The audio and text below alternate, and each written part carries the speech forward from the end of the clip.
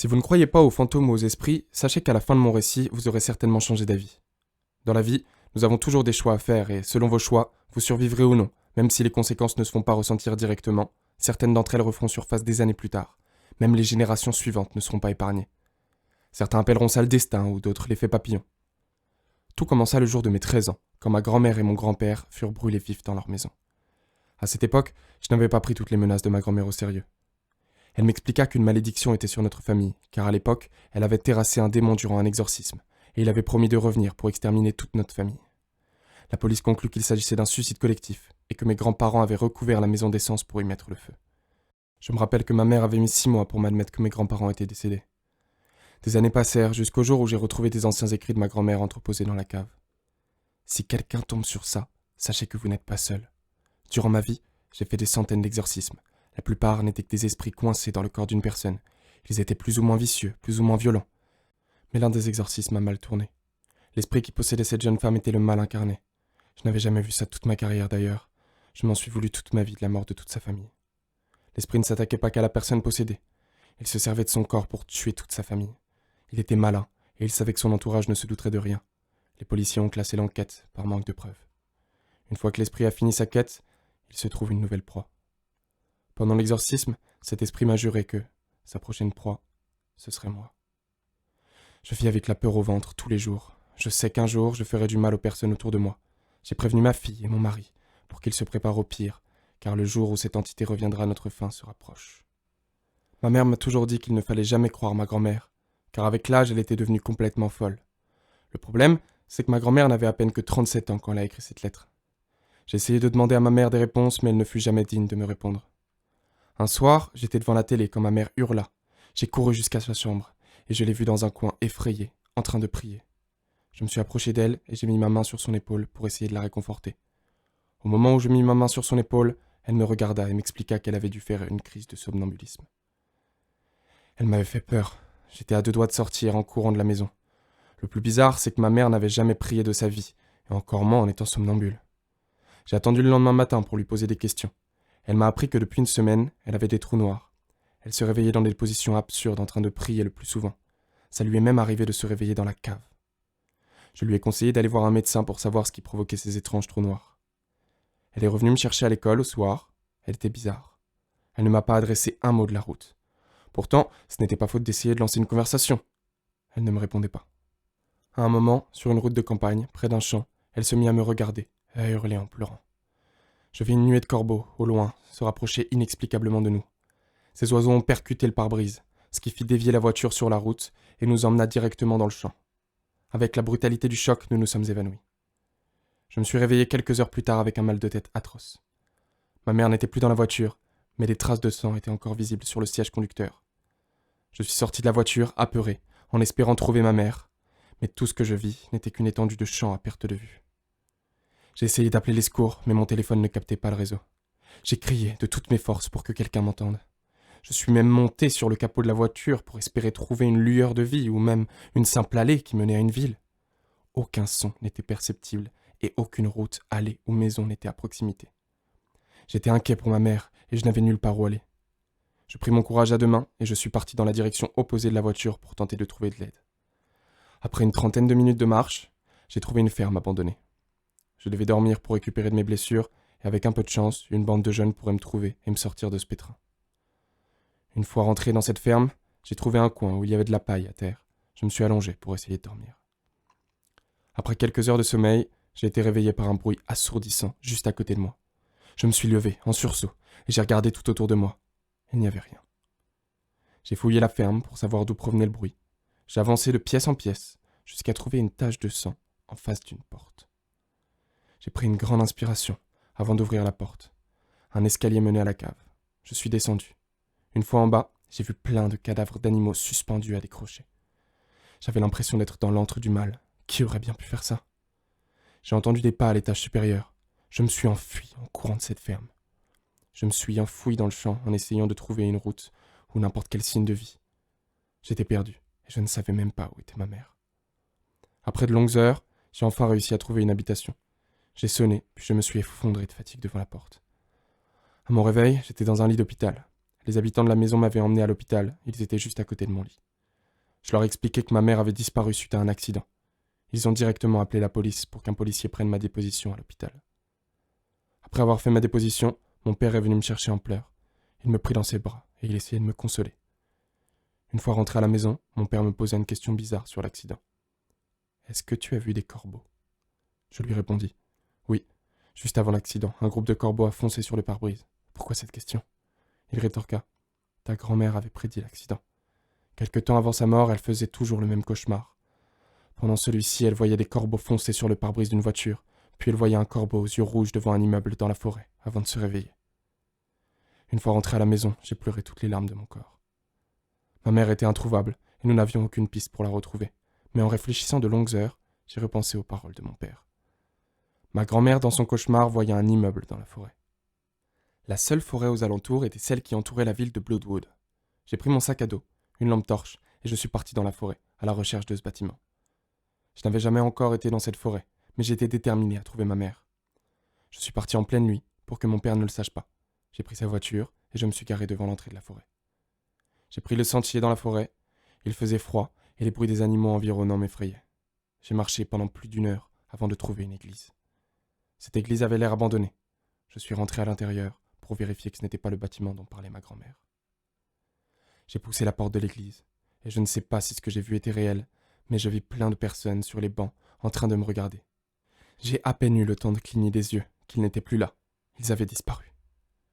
Juste après, j'ai commencé à avoir des nausées en voyant tous les dessins écrits sur les murs, et le chant satanique qui était récité par je ne sais qui. Je me sentais mal à l'aise. J'ai voulu appeler mon père pour lui dire de venir me chercher, mais je me suis évanoui en essayant. Ma vie bouscula à ce moment. Je me suis réveillé, pieds nus, sur une route. Qui avait bien pu m'emmener ici ? Il faisait encore nuit, alors que j'avais l'impression de m'être évanoui 3 heures. J'ai regardé ma montre, elle m'indiquait 11 heures du matin, mais elle devait certainement être déréglée, ou elle avait dû se casser durant ma chute. Du moins, c'est ce que j'avais pensé. Les maisons avoisinantes me paraissaient toutes inhabitées vu leur état. J'avais l'impression d'être dans une ville abandonnée. Je ne savais pas où j'avais atterri, ni qui m'avait emmené ici, mais ce qui était sûr, c'est que j'étais déterminé pour m'échapper. J'ai couru pour essayer de sortir de cette ville. La ville était barricadée, des grillages immenses de la taille d'un immeuble m'empêchaient de sortir. J'avais l'impression que ces grillages n'avaient pas de fin.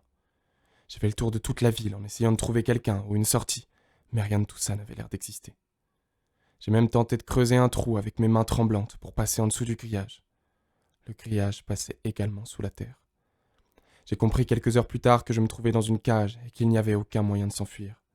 Le métal du grillage était tellement solide, j'avais beau tenter de le couper ou de le casser, il ne bougeait pas d'1 centimètre.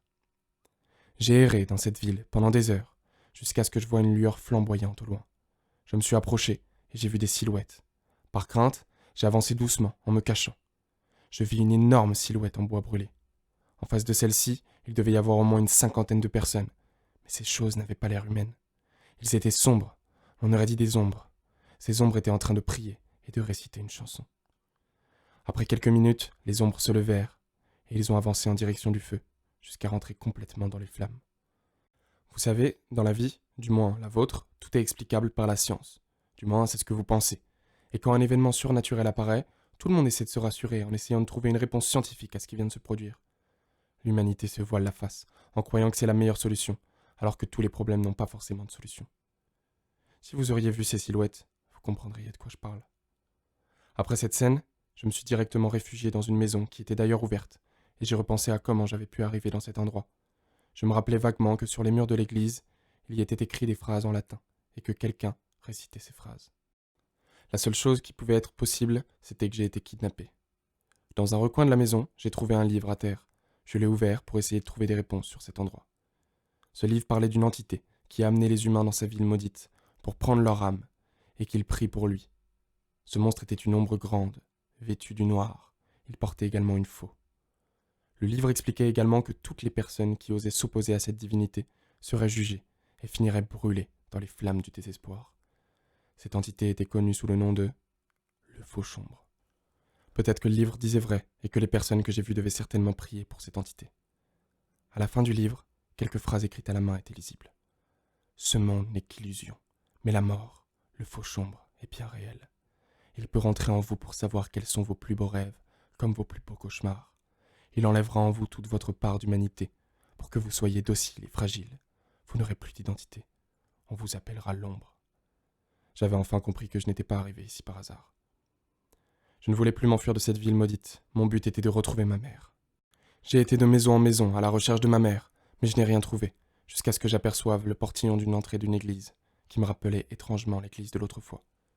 J'ai poussé la porte d'entrée, et l'intérieur de l'église était identique à celle d'auparavant, sauf qu'elle était délabrée. Les bancs étaient fissurés, l'écriture sur les murs s'était effacée avec l'usure. J'ai été dans la pièce un peu plus loin, et j'ai trouvé des archives. Il y en avait plein, mais l'une d'elles a retenu mon attention. Il parlait des sœurs du désespoir. Ces sœurs auraient été violées, puis le Fauchombre aurait cousu leur bouche pour ne plus qu'elles puissent parler. D'après l'archive, les sœurs du désespoir seraient des âmes supérieures. C'est eux qui se chargent d'amener les personnes dans ce lieu maudit. En lisant quelques archives, j'ai appris qu'une trappe nous permettrait de descendre dans les abysses de la ville. La trappe se trouvait juste derrière un banc. Un mécanisme permettait d'ouvrir celle-ci. Après avoir actionné le mécanique, la trappe s'ouvrit et je vis un grand escalier en métal qui descendait. Je suis descendu, marche après marche. Je ressentais une présence près de moi. Après avoir descendu une dizaine de marches, la porte de la trappe se ferma brusquement derrière moi. J'ai descendu les marches en m'appuyant sur le mur de droite. Je n'ai pas allumé ma lampe directement par peur que quelqu'un ne me voie. Ma lampe aurait pu avertir les ombres de ma présence. Je suis descendu tout en bas des marches, et je suis arrivé dans une pièce. J'ai allumé ma lampe et j'ai senti quelque chose derrière moi. Je me suis retourné, et je vis une ombre obscure et terrifiante juste en face de moi me fixer. Elle avait mis un doigt devant sa bouche, comme pour me dire de me taire. Effrayé, j'ai couru à l'opposé. J'ai avancé de pièce en pièce sans me retourner. Après l'avoir semé, je me suis caché dans un placard. Je m'étais caché pour réfléchir à comment m'enfuir de ces souterrains. D'ailleurs, ce placard était répugnant. Il était rempli de cafards et de bêtes en tout genre. Le seul problème, c'est que je n'avais aucune idée de la taille de cet endroit, et je ne savais pas non plus s'il existait une sortie. J'ai regardé par le trou de la serrure, pour vérifier qu'il n'y avait pas d'ombre. Et ce que je vis fut encore plus terrifiant. Une femme habillée en noir était à 5 mètres de moi. Elle avait la bouche cousue et une dague dans la main droite. J'ai attendu quelques minutes jusqu'à ce qu'elle parte. Je suis sorti du placard en vérifiant que personne n'était aux alentours et j'ai marché discrètement de pièce en pièce pour ne pas être aperçu. Je suis rentré dans une pièce où je marchais sur des barreaux et j'ai été effrayé par un cri. C'était une femme emprisonnée juste en dessous de moi. Elle ne parlait pas ma langue, mais elle me fit comprendre que je devais la libérer en me montrant une clé qui était juste à côté de moi. Je pris la clé. À côté d'elle, il y avait des milliers de corps humains qui étaient entassés, mais je lui faisais confiance vu qu'elle n'avait pas l'apparence d'une ombre. Elle était jeune et bien habillée, mais ses doigts étaient abîmés, certainement à force de gratter la serrure pour tenter de s'échapper. Une échelle descendit jusqu'à elle. Je descendis et je lui ouvris la porte. Elle s'empressa de sortir et de grimper l'échelle sans me jeter un seul regard. Une fois en haut de l'échelle, elle me fit un signe de main pour que je la suive. Elle se mettait accroupie et avançait prudemment. D'ailleurs, je faisais de même. Après avoir fait au moins 30 minutes de marche, elle s'arrêta et me montra du doigt une porte. Ce même doigt qu'elle a ensuite mis devant sa bouche pour me prévenir qu'il ne fallait pas que je fasse de bruit. Un colosse sortit de cette porte. Il avait l'apparence d'une ombre, mais il était vêtu comme un chevalier. Il était grand et portait une longue épée. Nous avons entendu qu'il parte pour se remettre en route. Nous avons avancé doucement vers un escalier immense. Elle me fit signe en me disant de passer en premier. J'ai avancé, en cherchant quelque chose dans ma poche, et par inattention, je fis tomber ma lampe. Le bruit résonna dans le souterrain, et le chevalier des ombres entendit l'impact. Il se précipita sur nous. Nous avons couru. Une fois arrivé en haut, elle mit la clé dans la serrure de la porte. Mais à ce moment précis, le chevalier trancha sa gorge en un coup de lame. J'ouvris la porte pour m'enfuir. J'étais enfin sorti de ce souterrain. J'ai continué à courir jusqu'à arriver à un cul-de-sac. Je me suis retourné. L'ombre du chevalier avait disparu. Il n'était plus à ma poursuite. Je me suis écroulé au sol, encore sous le choc de ce qui venait de se produire. Cette femme m'avait sauvé la vie en payant de la sienne. J'avais l'impression de devenir complètement dingue. Je me suis même mis des claques en pensant être dans un cauchemar. Mais à chaque fois que mes yeux s'ouvraient, j'étais toujours dans ce monde infâme. Le pire cauchemar n'est pas celui que tu fais dans ton sommeil, mais celui qui est présent quand tu ouvres les yeux. Durant mon enfance, je n'arrivais jamais à dormir, et j'allais toujours dans la chambre de ma mère à cause de mes cauchemars. Une fois que tu as grandi, tu comprends que tes rêves et tes cauchemars ne sont qu'éphémères et illusions. C'est à ce moment que tu comprends que ce n'est pas en fuyant ton problème que tu pourras le résoudre. Il faut avancer dans la pénombre et regarder tout autour de toi. Tu te rendras compte que ce n'était qu'un cauchemar. La folie m'avait envahi, et pendant quelques instants, j'ai même pensé à me suicider. Mais je savais que si je mettais fin à mes jours, je ne pourrais jamais revoir ma mère. C'est la seule chose qui m'a permis de tenir le coup. Il fallait que j'arrive à la retrouver. mais je n'avais aucune idée de l'endroit où elle se trouvait. J'ai vagabondé dans les rues maudites, j'ai cherché un endroit pour m'abriter, mais je ne voyais que des maisons délabrées. Aucune de ces maisons ne me donnait l'envie d'y entrer, mais avec les ombres, je me suis résilié à pousser la porte de l'une d'elles. La maison était petite et en désordre. J'ai ouvert le frigo pour tenter de me trouver de la nourriture, mais il n'y avait que de la viande moisie. J'avais faim et j'étais encore pétri de haine. Je pris l'escalier qui descendait à la cave et je vis une boîte de thon sur l'une des étagères. Je me suis précipité vers elle pour déguster mon premier repas dans ce monde horrifique. Pour tout vous avouer, ce repas n'était pas des plus exquis, mais suffisant. Je me suis souvent demandé dans mon enfance quelle serait la pire des morts, et je vous avoue que mourir de faim faisait partie de ma liste. Après avoir savouré mon repas, je me suis allongé à même le sol pour tenter de dormir. Après m'être réveillé, je suis remonté, et la maison n'était plus pareille. C'était incompréhensible. Tout était rangé correctement. J'avais l'impression de devenir folle, mais je compris plus en détail ce phénomène un peu plus tard. J'ai été dans le jardin et je vis un bunker. Je suis rentré dans le bunker et je vis le cadavre d'un homme à terre. Sa tête était éclatée par l'impact du fusil qu'il avait retourné contre lui. Cet homme s'était suicidé. À côté de lui, il y avait un livre. Ce livre s'appelait « L'illusion du Fauchombre ». Dans ce livre, l'auteur nous expliquait que l'entité Fauchombre pouvait créer une faille temporelle qui lui permettait d'amener ses victimes dans un monde parallèle au leur. Une note était écrite à la fin du livre. Les créateurs sont bien réels. Fauchombre va s'amuser avec vous jusqu'à vous rendre fou. Il connaît vos peurs ainsi que vos désirs. Il vous manipulera tant que votre âme luttera. Vous n'aurez plus alors que deux options, la folie ou le suicide. Mais surtout, ne faites aucun bruit. Le livre expliquait aussi qu'il ne fallait jamais faire de bruit, car vu que ce monde est silencieux, si vous faites du bruit au mauvais moment et au mauvais endroit, les ombres sauront que vous êtes là. Après ce texte rassurant, je suis ressorti de ce bunker, bien sûr avec l'arme du cadavre ainsi que sa lampe torche. J'avais pensé que cette arme m'aurait permis de me défendre face aux ombres. J'avais remarqué l'entrée d'une grotte, un peu plus loin, au nord. J'avais envie de croire que cette grotte me permettrait de sortir de cette ville hantée. J'ai marché jusqu'à cette grotte. Quand je suis arrivé à l'intérieur de cette grotte, j'ai avancé difficilement dans la pénombre, avec l'aide de ma lampe. Une odeur putride se dégageait de cette grotte. Je vis une lumière blanche au fond de la grotte. Cette lumière blanche était en fait un reflet du soleil. J'entendais des bruits tout autour de moi. Ces bruits se répétaient de plus en plus, jusqu'à ce que je vis la chose qui faisait ces bruits. C'était un monstre de petite taille, avec des griffes acérées, qui se déplaçait en sautant. J'ai pris mon arme pour tenter de lui tirer dessus, mais j'avais du mal à le viser. Il se déplaçait tellement vite. J'ai dû gaspiller au moins une dizaine de munitions avant de le tuer. Cet animal n'avait pas l'apparence d'une ombre. Il était bel et bien réel d'ailleurs. Il s'effondra après l'impact de la balle sur sa tête. Je n'avais jamais vu une telle créature depuis mon arrivée. Après une trentaine de secondes, le cadavre de la créature se transforma en cendres, et ces cendres s'envolèrent jusqu'en haut de la grotte. Il n'y avait plus une trace de la créature, comme si elle avait disparu. J'avais l'impression que tout était éphémère dans cette ville maudite. Après avoir contemplé la grotte, j'ai remarqué que les murs étaient teintés de rouge, comme si la grotte saignait.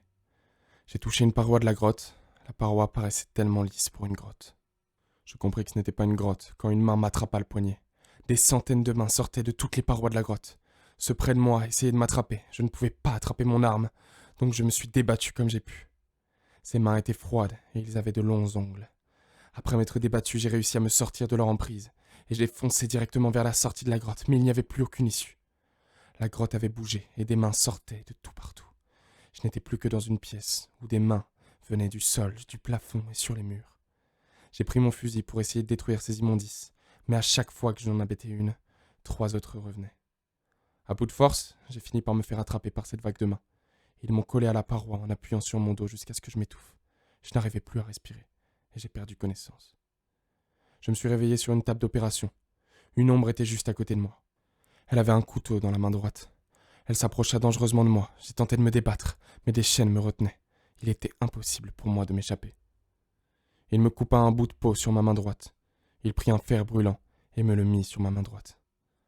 J'ai hurlé de douleur et j'ai même prié le Seigneur pour qu'il arrête, mais il était déjà trop tard. La marque de l'ombre était en moi. Après qu'il ait fini, les chaînes disparurent et il en fit de même. Je me suis réveillé dans la cave où j'avais dormi une autre fois. Je pensais au début avoir dû faire un mauvais cauchemar, mais j'ai compris que ce n'était pas qu'une illusion. La marque de l'ombre était sur ma main droite. J'avais lu un passage dessus dans les archives, mais je ne vous en ai pas parlé à ce moment, car je doutais de l'importance de vous en parler. Cette marque est la marque du Fauchombre. Il était spécifié dans les archives que la marque de l'ombre permettait à Fauchombre de manger votre âme. Après que cette marque vous sera posée, vous n'aurez plus que 13 jours avant de devenir un admirateur du spectre. Lorsque vous aurez passé ces 13 jours, votre âme aura disparu, ainsi que toutes vos connaissances. Votre corps disparaîtra et vous deviendrez une ombre. Cette ombre sera dépourvue de sentiments, de mépris. Vous ne servirez plus qu'à servir le maître. Avec toutes les choses surnaturelles auxquelles j'avais été confronté, je savais pertinemment que cet écrit était fiable. La marque sur ma main droite affichait le chiffre 13. Je devais à tout prix sortir de ce cauchemar. Je suis monté, et les meubles ainsi que les tableaux avaient encore bougé. Je suis sorti de cet endroit. Il n'y avait toujours pas de soleil, la lune était pleine. Ce lieu maudit n'avait pas de cycle jour et nuit. Dans cet endroit isolé, il faisait un froid glacial. Le pire, c'est que je ne pouvais même pas me repérer au bâtiment, car dans la pénombre, tout se ressemblait. Si vous aviez le malheur d'allumer votre lampe, une ombre viendra vous chercher. En plus, les atrocités de ce monde m'avaient appris qu'il fallait se méfier de tout, car un faux pas, un bruit, pourrait anéantir mon existence.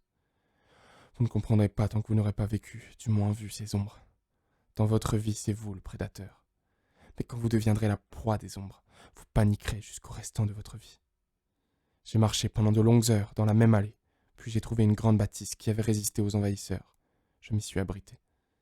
Cet immeuble était immense, il y avait une statue de corbeau à l'entrée. Une fois rentré à l'intérieur, j'ai compris que c'était un hôpital. Il y avait des chambres partout dans le bâtiment. Je me suis aventuré dans chaque pièce pour tenter de trouver des documents, expliquant plus en détail cette fameuse marque. Mais à la place, j'ai découvert autre chose.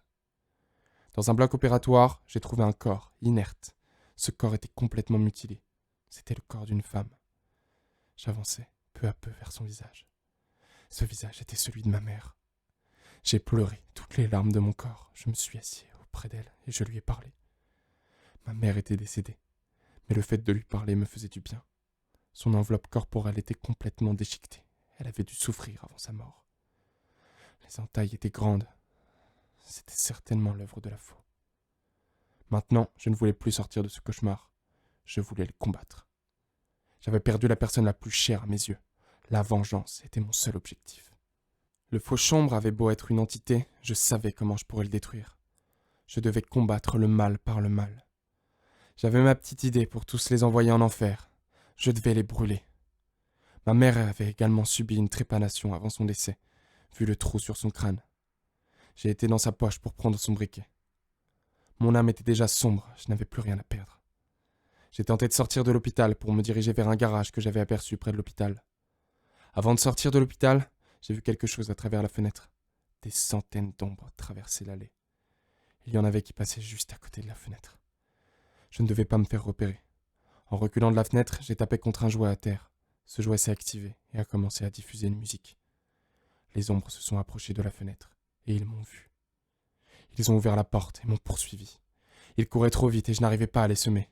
J'ai pris tous les escaliers que je voyais pour m'enfoncer dans ce lieu. Je suis arrivé sur le toit de l'hôpital. Il n'y avait aucune issue, aucun moyen de m'échapper. J'étais sur un rebord. En face de moi, il y avait le vide. Et à l'opposé, les ombres.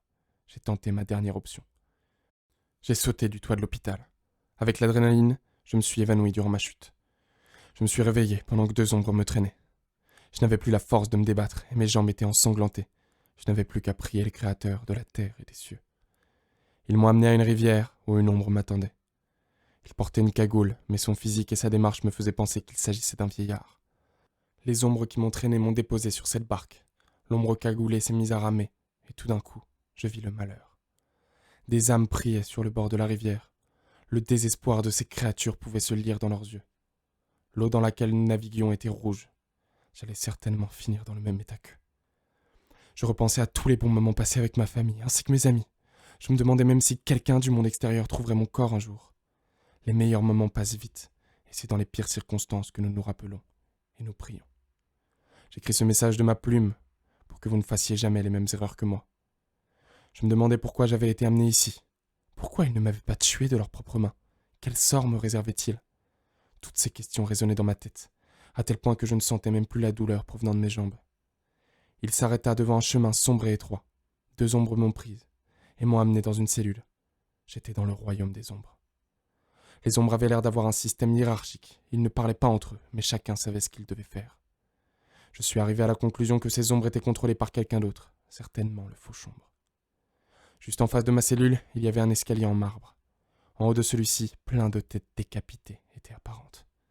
Je voyais cet endroit depuis ma cellule. Ce n'était certainement pas fait par hasard.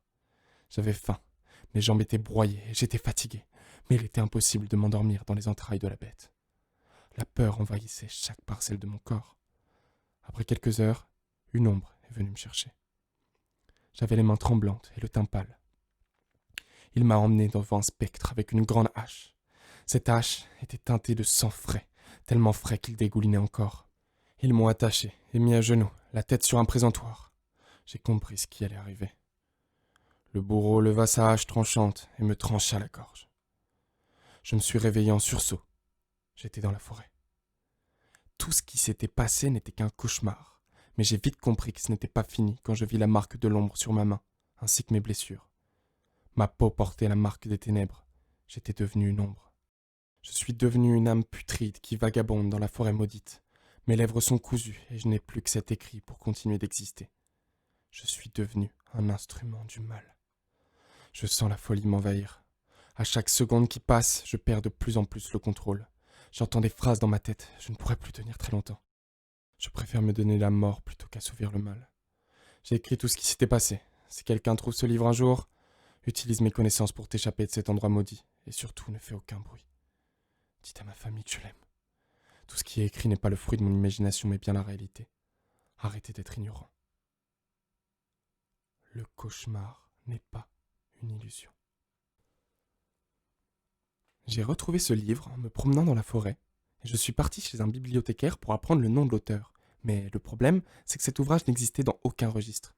Je suis allé dans les archives pour vérifier qu'il ne s'était pas trompé. Ce livre n'était pas une fiction. Cette famille existait réellement. L'accident était réel. Le fils est porté disparu, mais la mère était rentrée à la maison, saine et sauve après l'accident. 13 jours plus tard, sa mère assassina de sang-froid son mari avant de brûler la maison. Les flammes l'ont consumé également. Le fils est toujours porté disparu à l'heure actuelle. Les policiers ont arrêté de le chercher car ils pensaient qu'il devait certainement être mort après tout ce temps. Mais une question me trotte dans la tête. Pourquoi son fils dit l'avoir vue morte dans un hôpital ? Peut-être le fruit de sa démence ? Ou avait-il bien vu sa mère ?